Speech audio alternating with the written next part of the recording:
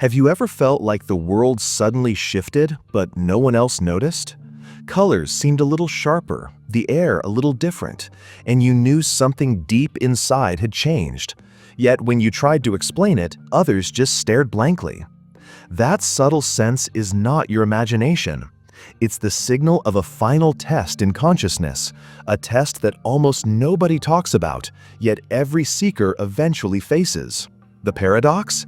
You only pass it when you stop trying to. Most people who call themselves awakened are still asleep, only dreaming that they've woken up. They attend retreats, memorize scriptures, and collect teachings like souvenirs. On the outside, it looks impressive, but inside, they're still chasing, still grasping for the next technique, the next master, the next mystical shortcut. The seeking becomes its own prison, with golden bars made of meditation cushions and spiritual jargon. And here lies the irony. The harder you chase enlightenment, the further it slips from you. So what is this hidden test? It's not found in a monastery or hidden inside a sacred text. It doesn't come with certificates or a guru's approval. It arrives quietly, in the middle of your ordinary life, when something inside you refuses to keep playing the old roles. Relationships that once made sense suddenly feel heavy. Careers you thought defined you begin to crumble. Identities you clung to dissolve without warning. On the surface, it feels like collapse. In truth, it's initiation.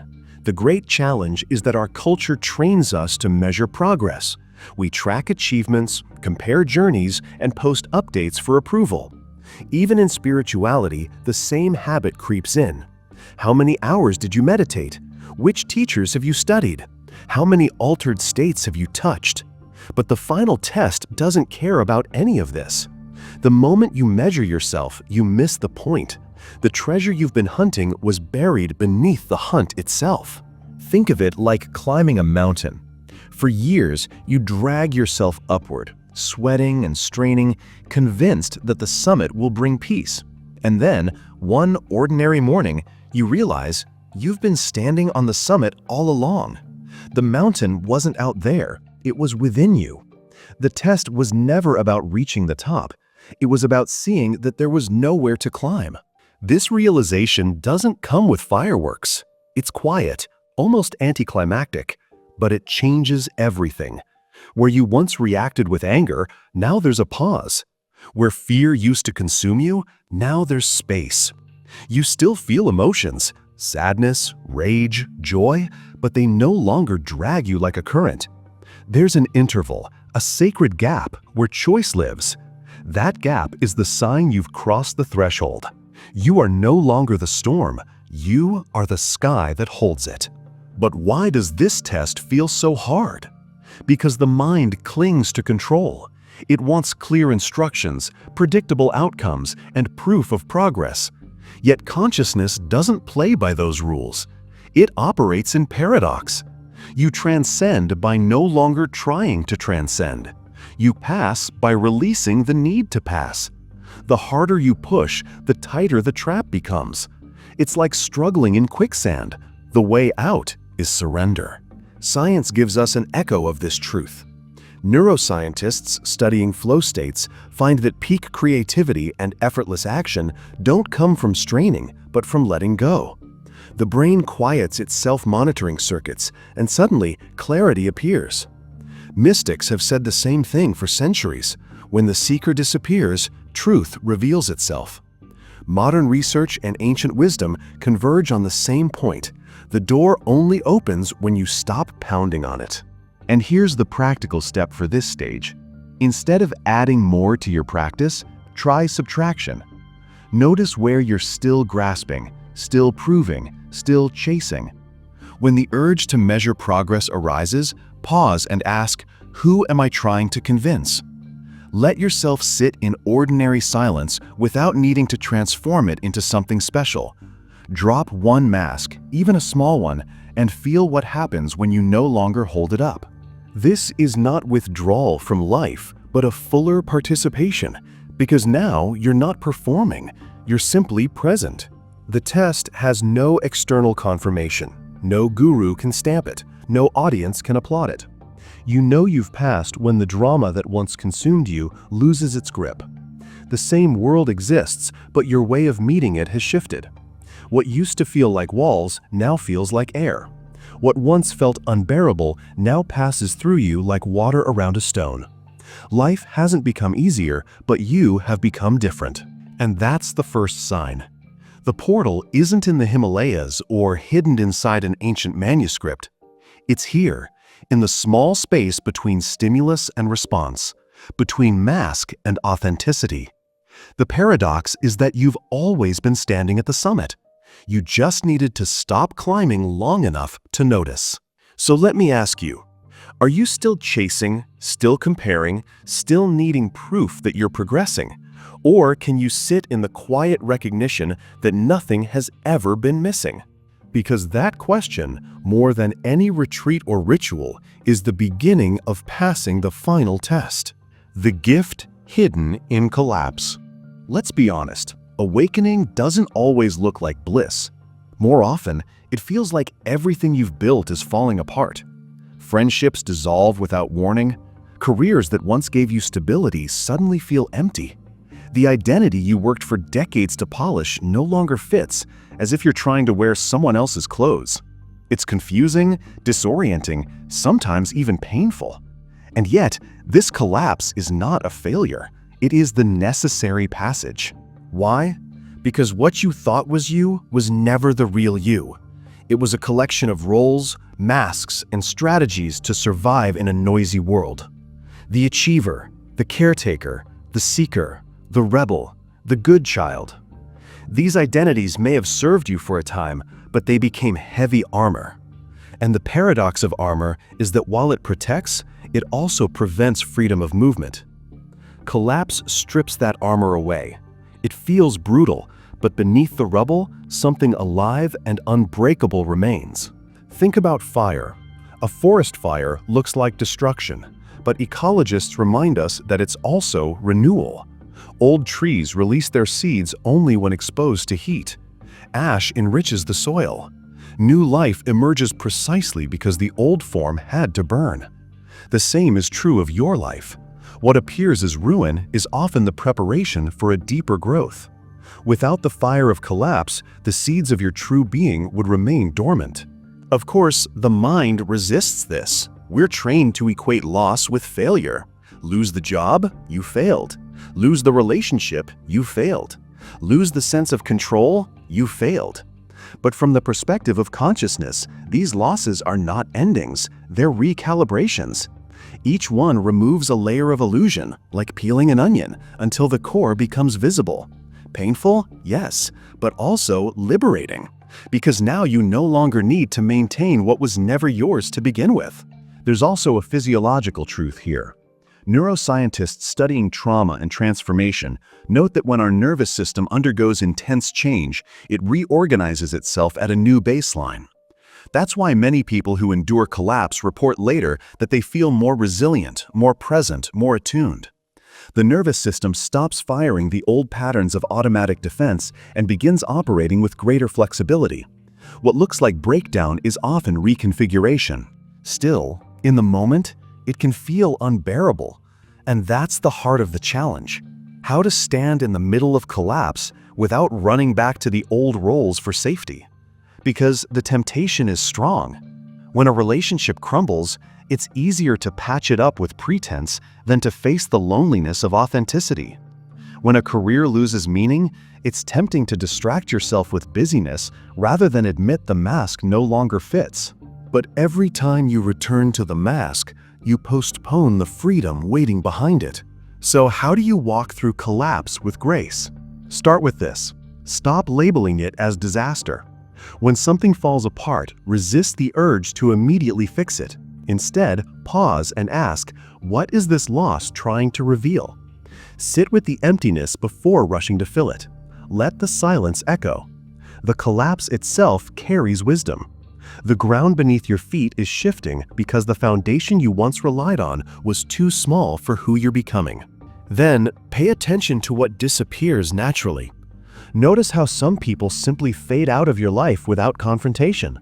That's not cruelty, it's frequency mismatch. They no longer resonate with the person you are becoming. Notice how certain ambitions lose their grip, as if they belong to someone else. That's not laziness, it's alignment shifting. Notice how even the stories you once told about yourself no longer feel true. That's not confusion, it's honesty emerging. Collapse is just clarity in disguise. And here's a practical step. Instead of clinging to the past, practice micro-surrenders. Throughout your day, notice small moments where control wants to grip. The urge to argue back, the impulse to explain yourself, the need to prove. In those moments, experiment with letting go. Say less. Hold silence. Allow the other person's perception to stand without correcting it. Each small surrender trains your system to relax into the unknown. Gradually, you discover that collapse isn't dangerous. It's spacious. Paradoxically, as you stop resisting, a new kind of strength appears. Not the brittle strength of control, but the flexible strength of presence. You become like bamboo, able to bend with the wind without breaking. This strength doesn't come from adding more to yourself. It comes from subtraction, from letting fall what no longer belongs. The fire clears the forest. The ash feeds the soil. The true seed begins to grow. So the next time something in your life feels like it's falling apart, remember, collapse is not punishment. It is preparation. It is the clearing of false structures so that truth can finally breathe. What looks like loss is often the doorway into the next frequency of your being. The more you resist, the harder it feels. The more you surrender, the more gracefully the passage unfolds. And here's the invitation for you now. Can you stop calling it failure? Can you hold the ruins in your hands without rushing to rebuild? Can you trust that what is dissolving is making space for something far more real than what you've lost? Because the gift of collapse is simple yet profound. It reveals what cannot be destroyed. Living beyond the test. So what happens once you've walked through collapse and allowed the masks to fall? Life doesn't become free of problems. Bills still arrive. Bodies still age. People still disappoint. The difference is not in the outer world, but in how you meet it. Something fundamental has shifted in the nervous system, in perception, in the very fabric of your being. You no longer live glued to the chaos around you. You live from the space between. This shift is most obvious in relationships. The people who once drained you, the complainers, the manipulators, the endless drama seekers, seem to vanish on their own.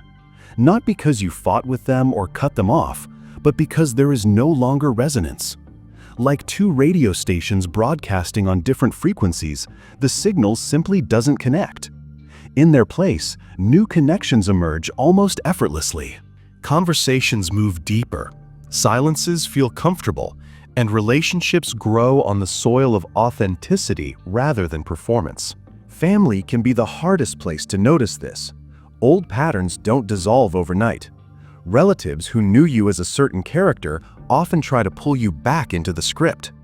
They press the old buttons expecting the old reactions. But something strange happens. The buttons no longer work. Guilt ricochets without finding a target. Manipulation loses its grip. You can still feel love, even tenderness, but it's not mixed with the old entanglement. This confuses people at first, but it also plants seeds. Your peace exposes their own turbulence, and sometimes that discomfort becomes their doorway to growth. Beyond relationships, even your sense of time changes. Moments stretch and contract in unexpected ways. A single breath can feel like eternity when you're fully present. Hours can vanish in what feels like minutes when you enter flow. The tyranny of linear time loosens its grip. You begin to sense, almost intuitively, that past, present, and future are not separate blocks, but coexisting layers. Sometimes you even catch glimpses, flashes of events before they unfold, a déjà vu that is more than memory. It's not supernatural, it's simply that your consciousness is no longer confined to a single slice of reality. Daily life also takes on a new quality. The walk to the market, the act of making tea, even folding laundry, none of it feels less important than meditation or ritual. The sacred and the mundane merge. This doesn't mean you're floating in bliss all day. It means you no longer divide life into categories.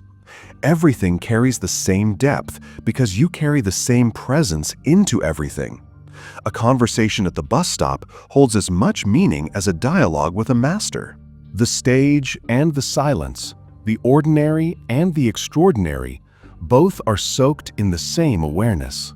Even your body reflects the change.